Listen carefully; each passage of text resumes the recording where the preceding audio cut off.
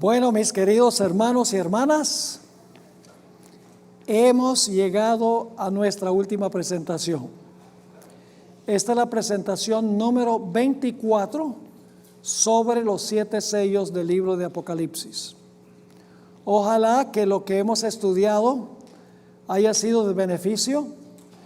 Les puedo asegurar que no todos los detalles ahora mismo están allí grabados en sus mentes, pero si toman el manual, se sientan con calma, con sus Biblias abiertas, con el espíritu de profecía abierto, buscan todas las referencias, van a poder entender mucho más cabalmente lo que hemos estudiado aquí en esta serie de temas.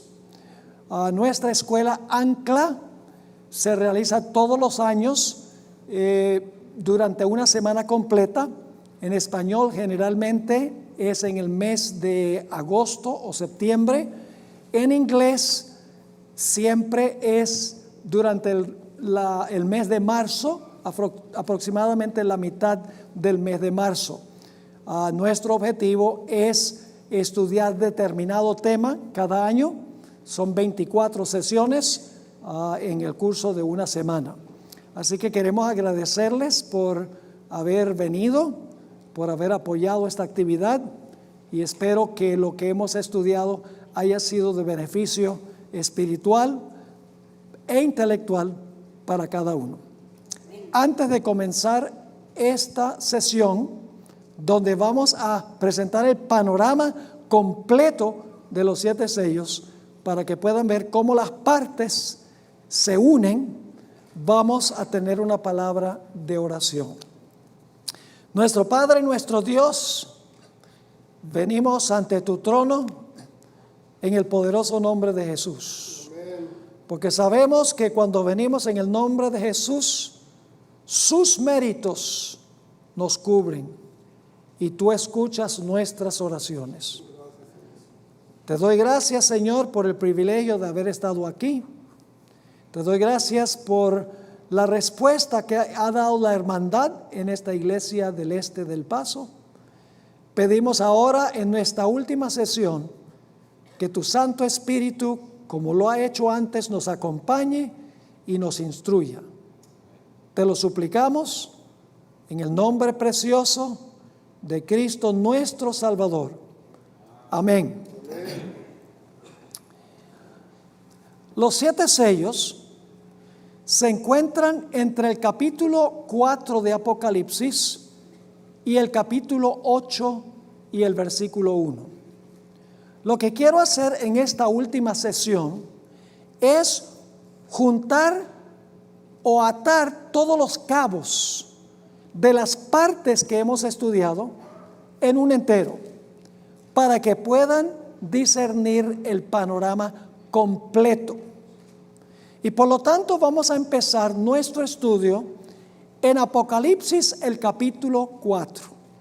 No tienen que buscar el capítulo porque yo no voy a leer muchos versículos, ya los hemos leído en el transcurso de esta clase. Lo que quiero hacer ahora es que veamos el panorama grande o el cuadro grande. Ya hemos mirado todos los diferentes aspectos del cuadro, ahora vamos a ver cómo compaginan todos esos aspectos. Empezamos en el capítulo 4 del libro de Apocalipsis. En el capítulo 4 encontramos la preparación del salón celestial para recibir al Señor Jesucristo en su ascensión.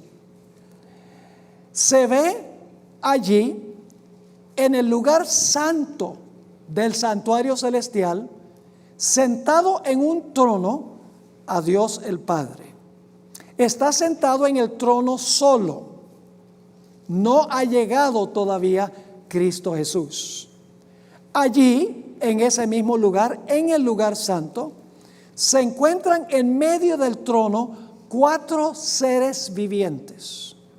Como hemos visto, los 4 seres vivientes representan a los querubines y a los serafines, altos ángeles de Dios en la patria celestial. También alrededor del trono se encuentran 24 tronos y en los tronos sentados 24 personajes. Hemos visto claramente, según la Biblia y el espíritu de profecía, que los 24 ancianos representan a aquellos individuos que vienen de otros mundos y representan esos mundos ante el gran concilio celestial. Porque Dios es un Dios que cree en la democracia. Es decir, Dios no es un dictador que dice yo decido todo y yo hago todo. Dios delega responsabilidad. Y luego tenemos también delante del trono un candelero que tiene 7 brazos, 7 luces. Y ese candelero representa el Espíritu Santo. El número 7 denota plenitud o totalidad. Ahí está presente el Espíritu Santo en plenitud. Ahora, en el capítulo 4, los 24 ancianos y los 4 seres vivientes cantan un himno. Están cantando un himno en honor al Creador. Es decir, ese himno no tiene nada que ver con la redención. Es un himno a donde se exalta a Dios el Padre por ser el Creador. Ahora, algunos pensarán, pero pastor, la Biblia dice que Jesús fue el Creador. Es verdad que Jesús fue el artífice de la creación. El Señor Jesucristo fue el albañil de la creación. Pero el Padre fue el arquitecto. Es decir, el Padre elaboró el plan. Y por eso en el capítulo 4 dice que por la voluntad del Padre todo existe. Y dice que todas las cosas fueron creadas por su voluntad. Es decir, el Padre no desempeñó la labor activa de crear. Eso lo hizo Jesús. El Padre elaboró el plan y luego Jesús implementó el plan. Así que en el capítulo 4 está el Padre, están los querubines y los serafines, están los representantes de los mundos que no pecaron, está presente el Espíritu Santo en su plenitud, pero en el capítulo 4 están faltando las huestes celestiales. En ninguna parte del capítulo 4 aparecen las muchedumbres de ángeles que rodean el trono de Dios. No están. Tampoco está presente en el capítulo 4 el Señor Jesucristo. Y uno se pregunta, ¿por qué razón es que en el capítulo 4 solamente está el Padre, los representantes de los mundos, los querubines y los serafines, el Espíritu Santo, pero en el capítulo 4 no está Jesús, ni tampoco están los ángeles de la hueste angélica? La razón es muy sencilla. Toda la hueste angélica ha sido enviada por el Padre al planeta Tierra para recoger a Jesús, para traerlo al cielo para la gran celebración por la victoria de Jesús en la tierra. Así es que Jesús está en la tierra con los discípulos allí en el monte de los olivos, y entonces viene una nube y la nube arrebata al Señor Jesucristo mientras los discípulos miran con los ojos fijos en el cielo, y un ángel le dice: este mismo Jesús que ustedes ven ascender al cielo, así vendrá como le han visto ir al cielo. Y luego Jesús desaparece de su vista. Termina el capítulo 4. Luego viene el capítulo 5. En el capítulo 5 todavía está sentado Dios el Padre en el trono, y en su mano derecha tiene un pergamino.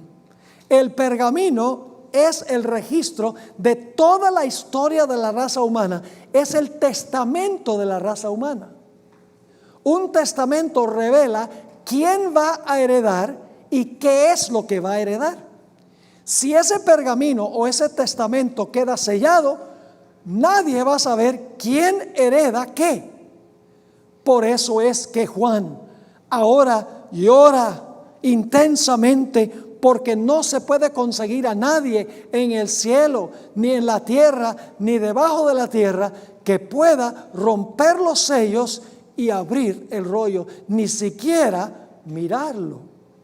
Se realiza una gigantesca crisis en el cielo, porque no hay quien abra el testamento, y sin abrir el testamento no se va a saber quién se va a salvar. Así que se forma una crisis universal. Parece que la herencia que perdió Adán, cuando perdió su territorio y cuando perdió su libertad, se hizo esclavo del pecado. Parece que él y sus descendientes están perdidos. Nadie va a heredar lo que se perdió. Pero luego se oye una voz de uno de los ancianos que le dice a Juan: no llores. El león de la tribu de Judá, la raíz de David, ha vencido. Y por lo tanto tiene las cualidades necesarias para romper los sellos y para abrir el testamento, para revelar quién va a heredar lo que Adán perdió. Y ahora de repente se ve en medio del trono a un cordero como inmolado. Ese cordero inmolado lo identifica Elena White como Cristo Jesús, y la Biblia también. Es un cordero que tiene sus heridas en sus manos, en sus pies, en su sien y en su costado. Acaba de llegar al salón donde está el Padre con las heridas del campo de batalla, pero viene vivo. Y ahora el cordero, según dice el capítulo 5 y el versículo 7, se acerca al Padre que está sentado en el trono. Y el Padre le entrega el rollo, el pergamino a Jesús, para que Jesús rompa los sellos, abra el pergamino para revelar quiénes son los que van a heredar lo que Adán perdió por su pecado.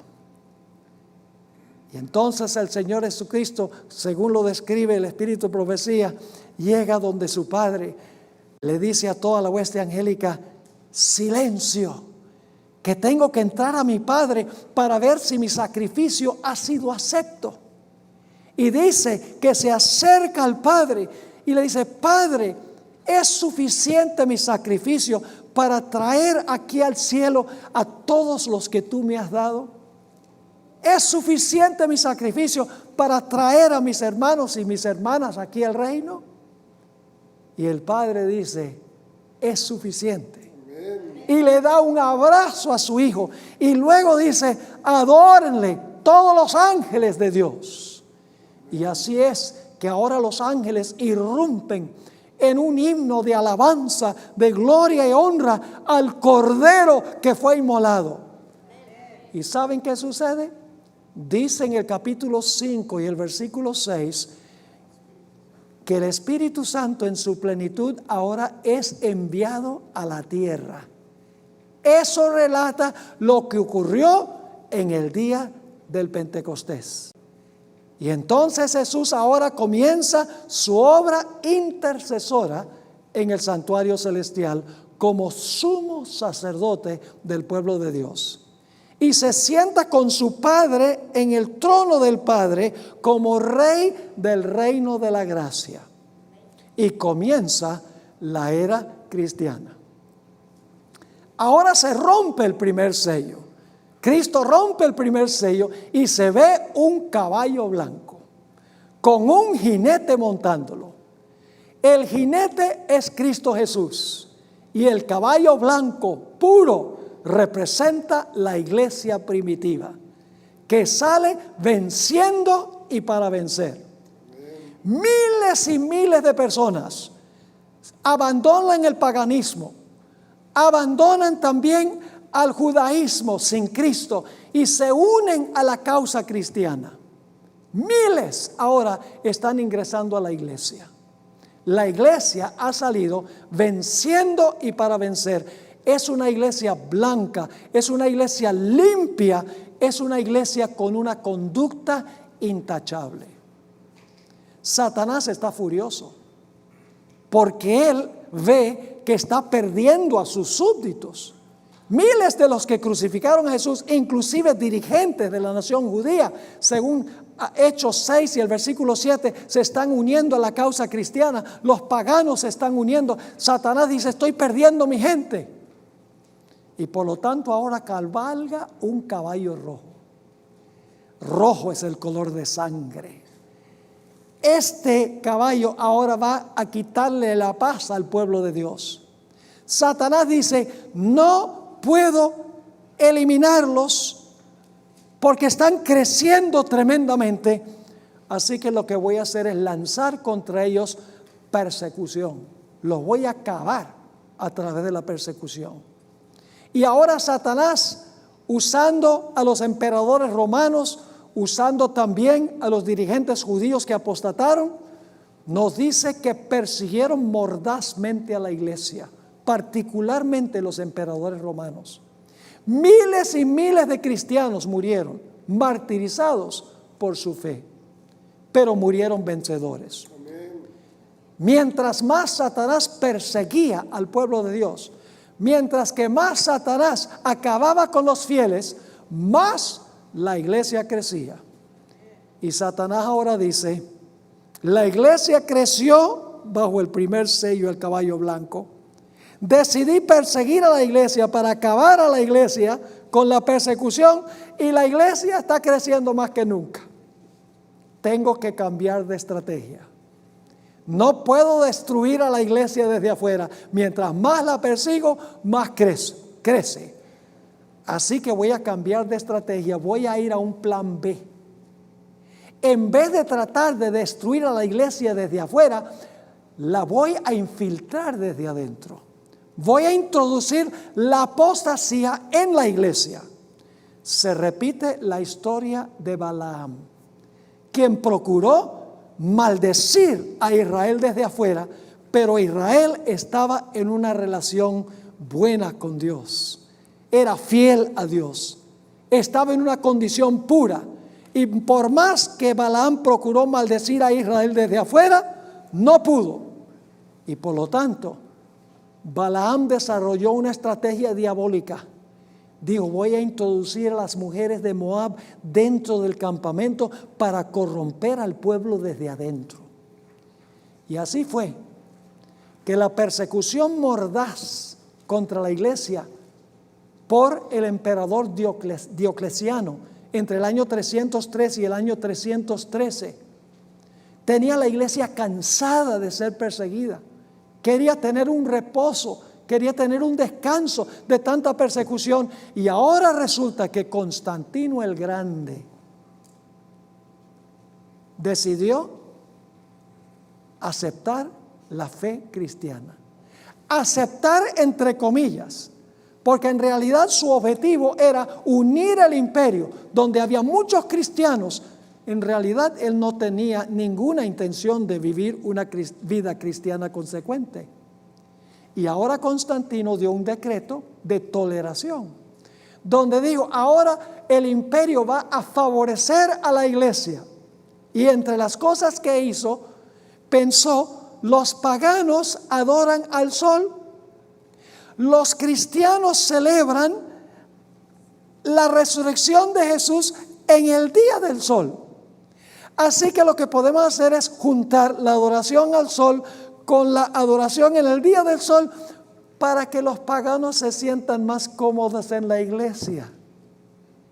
Se introdujeron toda clase de tradiciones humanas, toda clase de prácticas basadas en tradiciones de los hombres.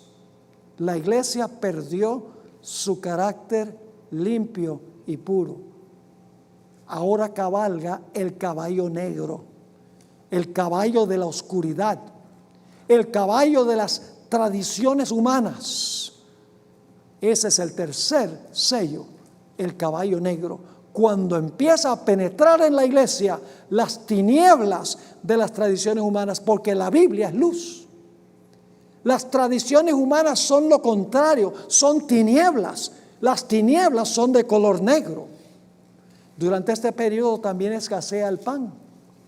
Hay una tremenda escasez de trigo y cebada que se usaba para hacer el pan. Casi no hay pan porque la Biblia ahora es prohibida. Y entonces cabalga el cuarto caballo, el caballo pálido, el caballo de la muerte. Representa el periodo de dominio papal, desde el año 538 hasta el año 1798. Ahora, durante este periodo, la iglesia, a donde se introdujo la oscuridad y la oscuridad se intensificó, ahora no son los emperadores romanos los que están persiguiendo a la iglesia. Los que están persiguiendo a la iglesia fiel, son los miembros de la iglesia de la época. Es decir, ahora el caballo amarillo, que dice que le sigue la muerte y el sepulcro, ahora el papado está matando a todos los que no concuerdan con sus enseñanzas y con sus prácticas. Millones de personas mueren por ser fieles a su fe, quemados en la hoguera, decapitados, maltratados, encarcelados, puestos en el calabozo, sin nadie que los defienda. Millones y millones son martirizados durante el periodo del caballo blanco. El caballo de la muerte, el caballo pálido, el color pálido es el color de la muerte. Millones y millones de mártires mueren durante este periodo. Y el resultado es el quinto sello.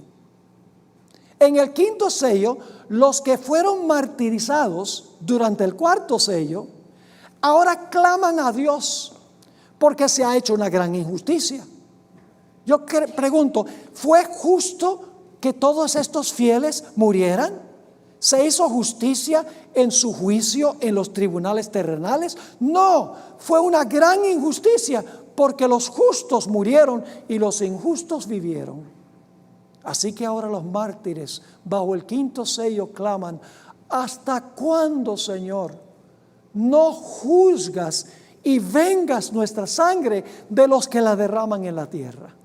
¿Hasta cuándo vas a permitir que nosotros seamos muertos sin misericordia si nosotros somos fieles a ti? Los infieles ganan y los fieles pierden. ¿Qué justicia hay en eso?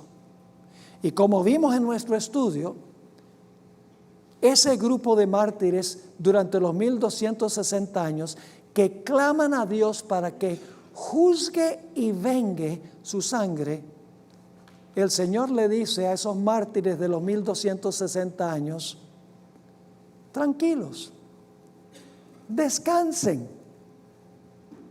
Ustedes tienen una vestidura blanca. Murieron cubiertos con la justicia de Cristo Jesús. Se les dio un manto blanco. No se preocupen.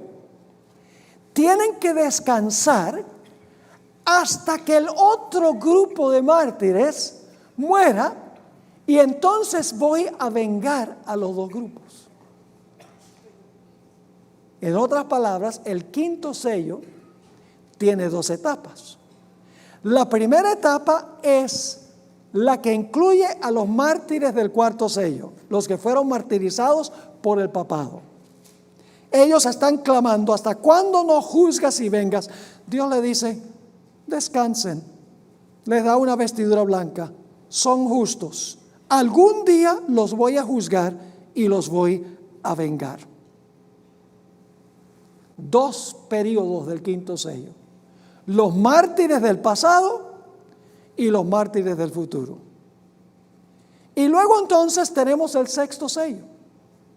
La primera parte del sexto sello, porque son dos partes, la primera parte del sexto sello, hay señales que ocurren a nivel local. El gran terremoto de Lisboa en 1755. El sol que se oscureció el 19 de mayo de 1780. Esa misma noche la luna parecía cubierta de sangre.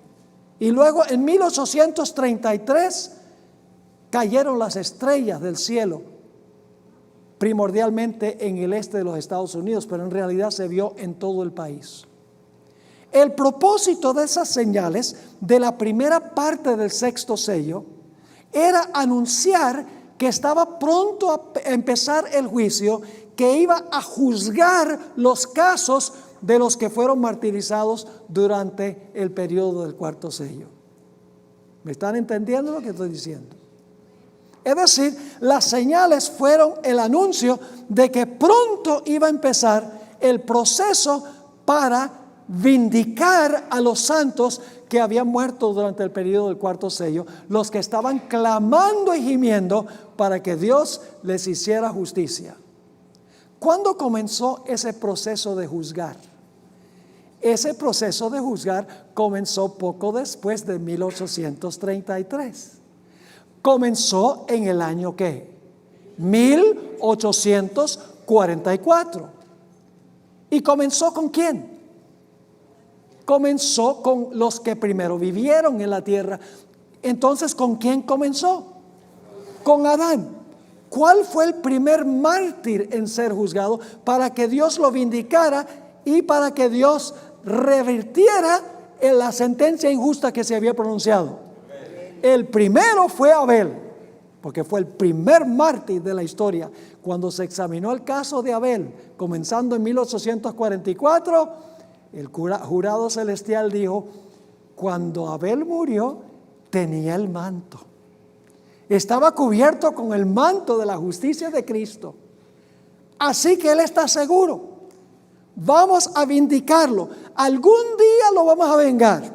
Todavía no lo ha vengado, pero ha juzgado su caso. ¿Están conmigo? Pero luego hay otro grupo de mártires. Ese grupo de mártires va a morir cuando el poder papal resucite de su herida mortal. Es decir, el mismo sistema que mató a los mártires del pasado va a resucitar de su herida mortal para perseguir a los mártires del futuro inmediatamente antes que se cierre la puerta de la gracia. Y entonces Dios juzgará los casos de esos mártires que mueren inmediatamente antes de cerrarse la puerta de la gracia. Y así todos los mártires habrán sido juzgados, los del pasado y los del futuro, inmediatamente antes de cerrarse la puerta de la gracia. Los mártires del futuro también tienen su vestidura blanca, porque también murieron en Cristo, murieron cubiertos de la justicia de Cristo Jesús. Todavía ninguno de los dos grupos ha sido vengado. La sangre no ha sido vengada. Solamente ha juzgado los casos de ellos cuando se cierra la puerta de la gracia. Pero hay otro punto. Hay algunas personas que van a pasar por el tiempo de angustia vivos. Y a esos hay que sellarlos antes que venga el tiempo de angustia. Así que al mismo tiempo que están muriendo los mártires del futuro, Dios va a colocar su sello sobre los que son fieles y van a pasar victoriosos por el tiempo de angustia. Ese es el capítulo 7 del libro de Apocalipsis. ¿Están captando ahora el cuadro completo? Es decir, cuando el segundo grupo de mártires son inmolados, están seguros porque tienen el manto blanco. Dios sellará a los 144,000 y entonces comenzará el tiempo de angustia. Los únicos fieles que estarán vivos son los 144,000, cuyo número no es literal. Es la misma gran muchedumbre que nadie podía contar. Son de toda nación, tribu, lengua y pueblo. No son judíos literales, de las tribus literales. Ni el número es literal. Es una muchedumbre de personas de todas las naciones del mundo que son fieles a Dios, brillan como estrellas durante el tiempo de angustia final, después de cerrarse la puerta de la gracia. Pasa el tiempo de angustia. Llegamos al final del tiempo de angustia. ¿Qué es lo que anuncia que está llegando el momento en que Dios va a vengar a los dos grupos de mártires, al igual que a los 144,000 que han sido maltratados durante el tiempo de angustia? nuevamente habrá señales, pero ya no serán locales, ya serán mundiales. Habrá un terremoto que sacude a todo el planeta Tierra. Va a derribar todas las ciudades, según dice Apocalipsis 16, el final del capítulo. Además de eso, el sol se va a oscurecer. La luna no va a dar su luz. Las estrellas del cielo van a caer, es decir, también van a dejar de dar su luz, porque las potestades de los cielos serán conmovidas. Este es el anuncio de que Jesús está a punto de llegar para vengar la sangre de los dos grupos de mártires y para también vengar a los 144,000 que han sido maltratados durante el tiempo de angustia. ¿Están conmigo? Ve cómo compagina todo este asunto que tenemos. Y luego el Señor Jesucristo comienza su segunda venida para castigar a la ramera que derramaba la sangre de los mártires y de los fieles de Jesús, según Apocalipsis 17 y el versículo 6. Ahora viene la segunda parte del quinto sello. Ahora Dios va a vengar a los mártires. Es decir, juzgar y vengar son dos cosas distintas, divididas por un periodo de tiempo entre los dos. El Señor Jesucristo comienza su segunda venida. Desciende con todas las huestes del cielo. En el cielo se ha quedado Dios el Padre. Allá en el cielo están los querubines y los serafines. Allá están los representantes de los mundos que nunca pecaron. El Espíritu Santo que ha sido retirado de la tierra. Todos están presentes como en la visión introductoria. Y están preparando el salón. Ya no para recibir a las primicias, los que resucitaron con Jesús, sino para recibir cuando Jesús asciende al cielo a todos los redimidos de todas las épocas de la historia. Jesús desciende del cielo con la hueste angélica. Y cuando está descendiendo, todavía no ha llegado, viene el séptimo sello.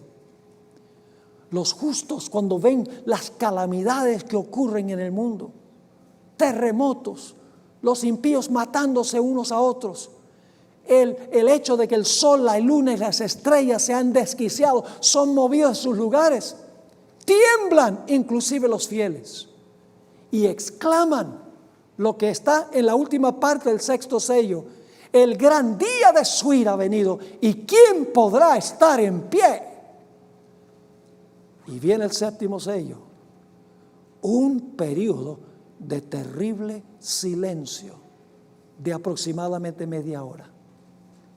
Y después de ese periodo de terrible silencio, donde los ángeles no cantan, se oye la voz de Dios que dice: no tengan miedo, bastaos mi gracia. Y el Señor Jesucristo ahora arrebata a los fieles en las nubes para recibirlo en el aire. Y entonces comienza el viaje al salón de recepción, a donde se va a celebrar la fiesta. Ya no de la llegada de Cristo con las huestes en la inauguración, sino la llegada de Cristo con todas las huestes celestiales en su segunda venida. Cristo asciende al cielo. Los ángeles están cantando a voz en cuello. Se está cantando el himno del Salmo 24. Abrido puertas eternas y entrará el Rey de Gloria. Los ángeles centinelas que quedaron cuidando dicen: ¿quién es este Rey de Gloria? La respuesta viene: Jehová de los ejércitos, el poderoso en batalla, porque acaba de venir en el caballo blanco con los ángeles del cielo para castigar a los que oprimieron a su pueblo. Dice: el poderoso en batalla, Él es el Rey de la Gloria. Se abren las puertas celestiales y entra la hueste angélica con Jesús y todos los redimidos para ir al salón de recepción para celebrarse la fiesta. Todos los impíos en la tierra son destruidos. Solamente queda aquí Satanás y sus ángeles.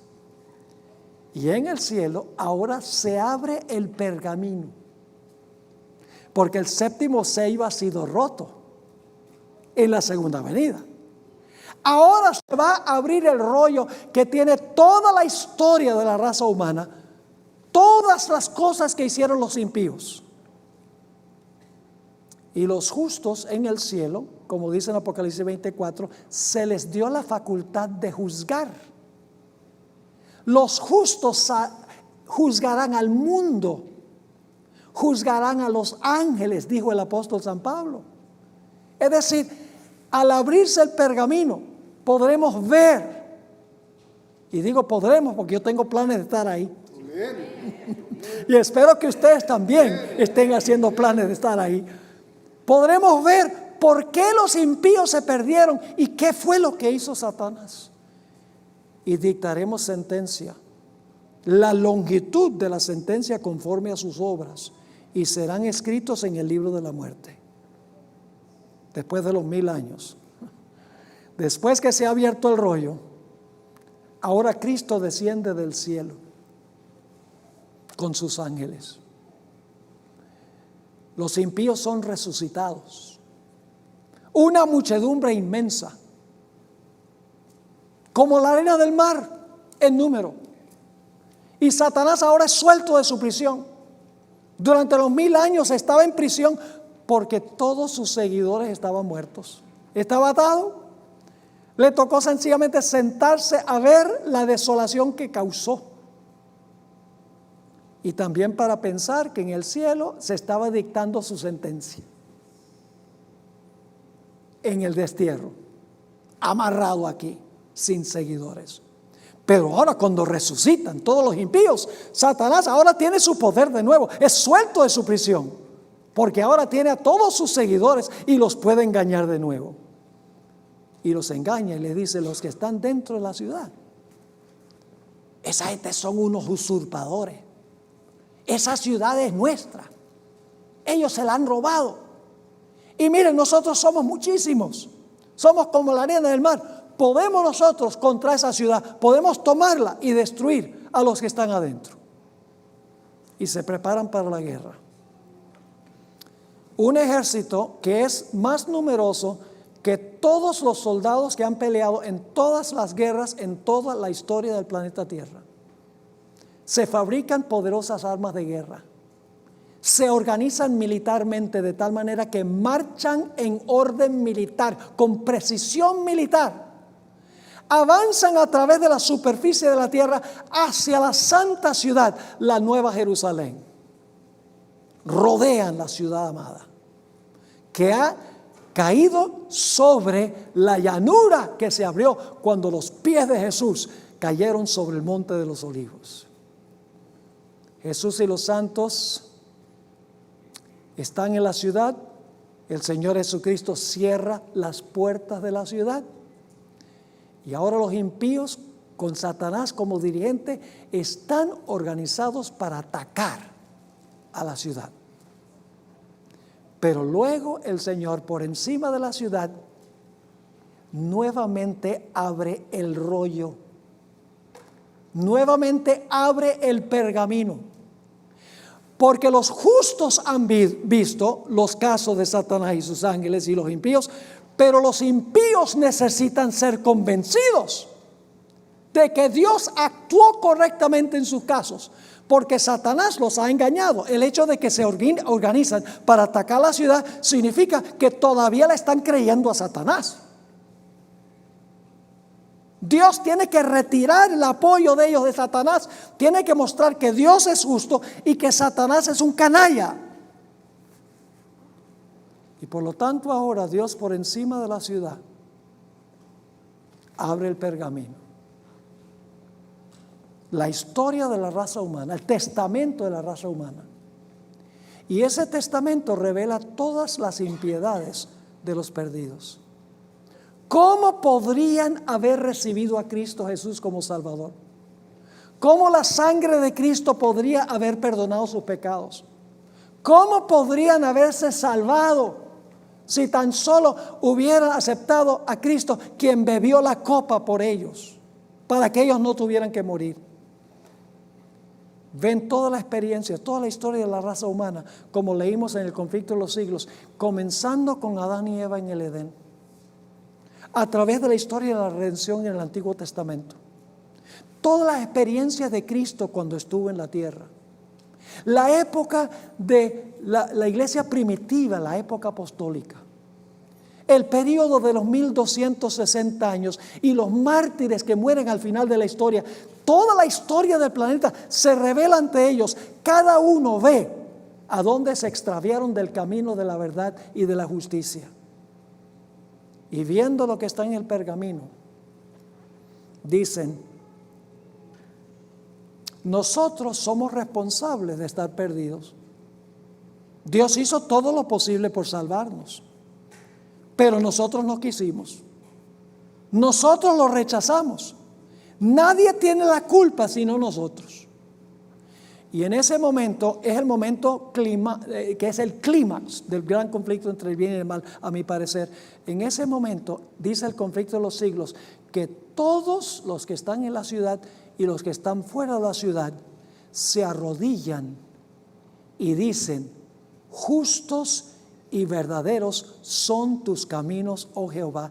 El mismo Satanás está obligado a arrodillarse para reconocer que Dios fue justo y verdadero en excluirlos del cielo.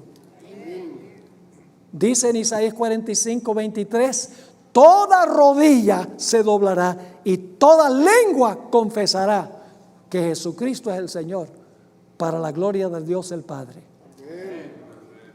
Pero Satanás no se da por vencido, porque Satanás es como el escorpión de la historia del sapo y el escorpión. Es su naturaleza ser un rebelde. Y aunque le ha tocado admitir que Dios está en lo correcto, que Dios es justo, ahora se para y todos los impíos se paran y empieza a decirles: mire, todos somos muchos, podemos contra esa ciudad, preparémonos para atacar la ciudad. Ahora, según Ezequiel 28 y el conflicto de los siglos, los impíos ahora miran a Satanás. Ya el enfoque no son los que están en la ciudad. El enfoque no es destruir a los que están dentro de la ciudad. Ahora voltean y dirigen su atención al originador y el instigador del pecado. Y le dicen: nosotros no te vamos a caminar ahora, porque tú fuiste el que nos engañaste. Nosotros tuvimos responsabilidad porque teníamos la Biblia.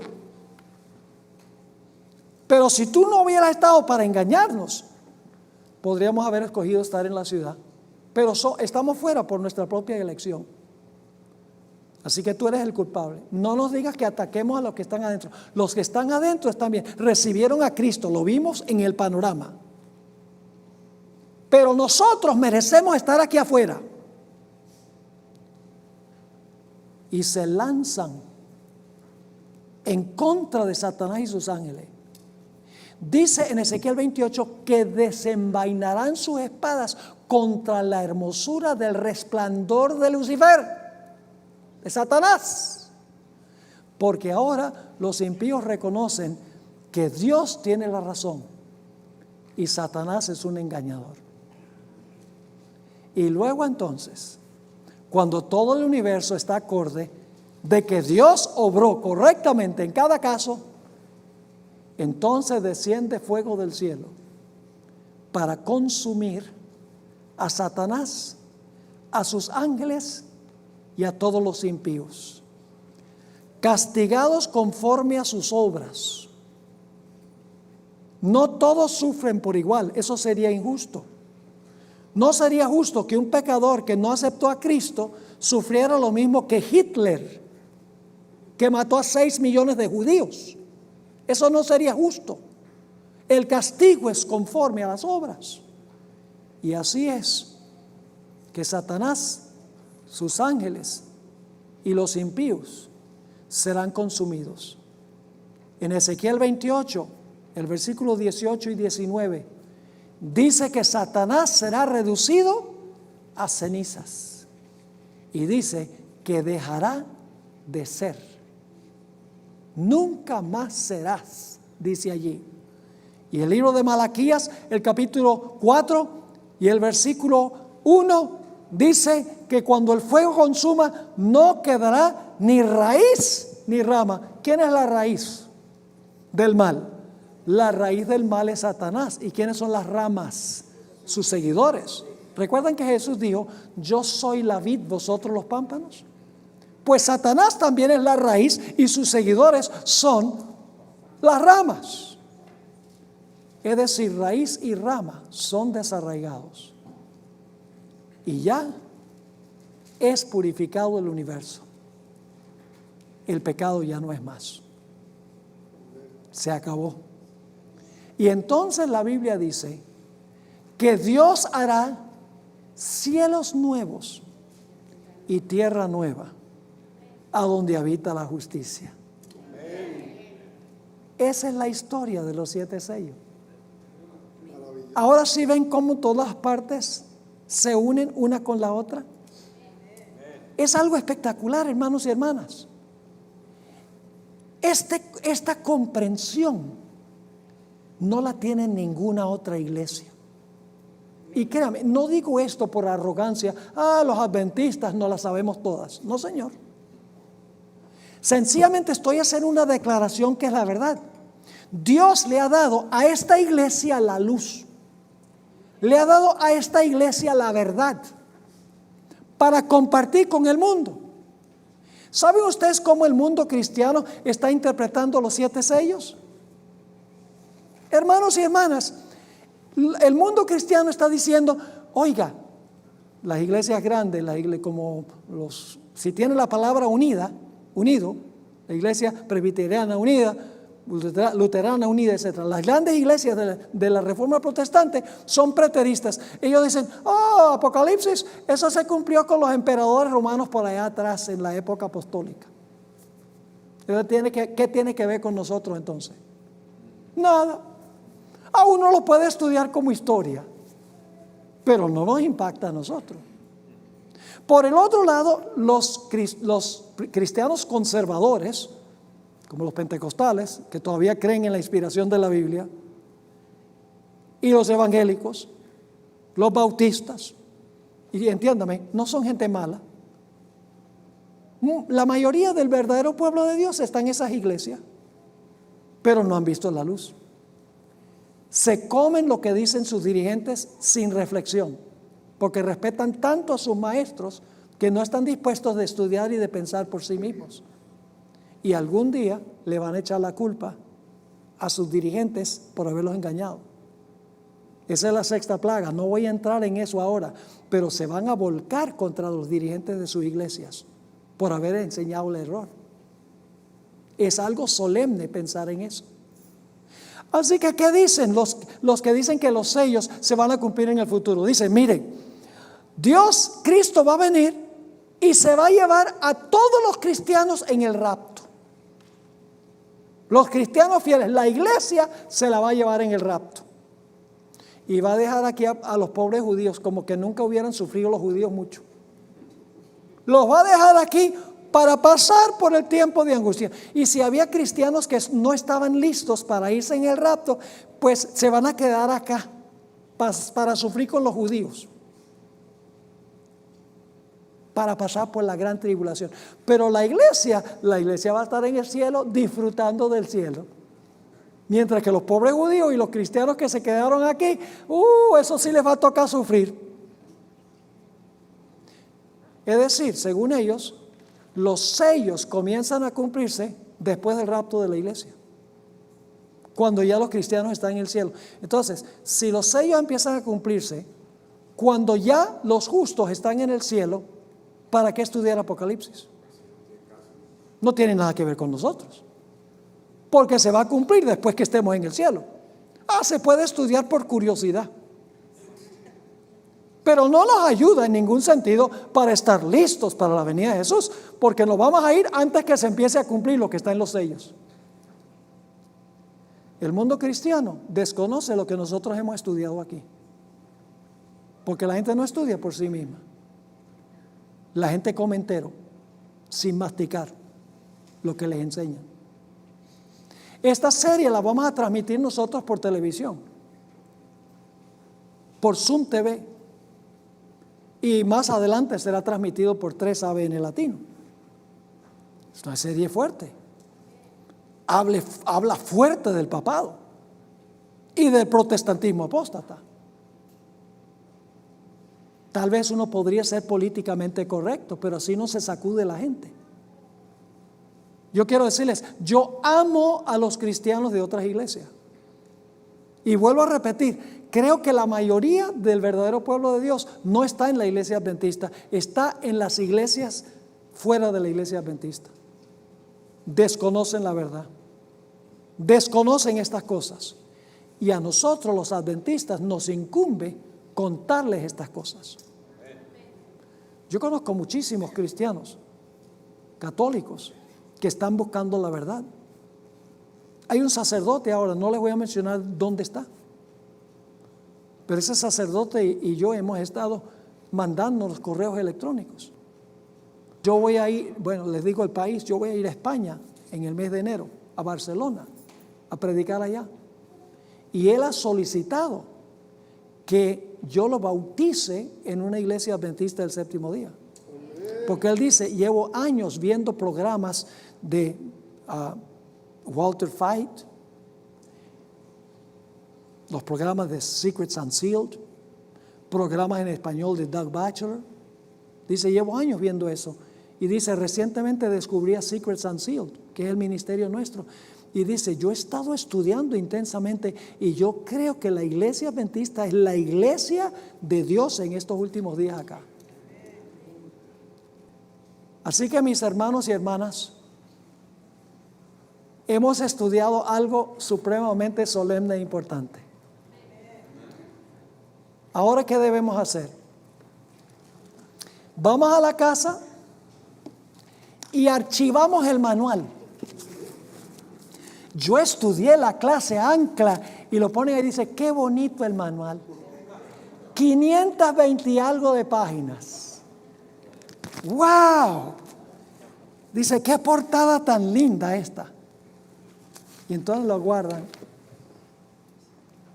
Hermanos y hermanas, estudien el manual. Tomen el tiempo para hacerlo. Van a descubrir mucho más material. Y permítame terminar con esta historia. Se critica mucho al espíritu de profecía, aún en la iglesia.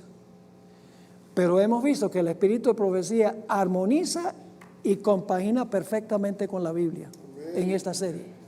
Una vez yo visité a un miembro adventista, era anciano de una iglesia en Venezuela, y llegué a su casa para almorzar un día, un sábado.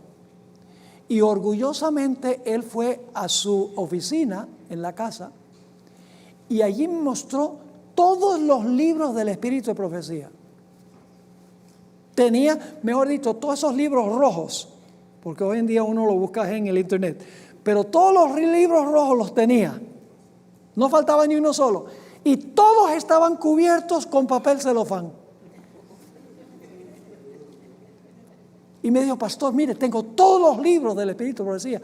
Le dije, qué bueno, hermano. ¿Y por qué tienen celofán?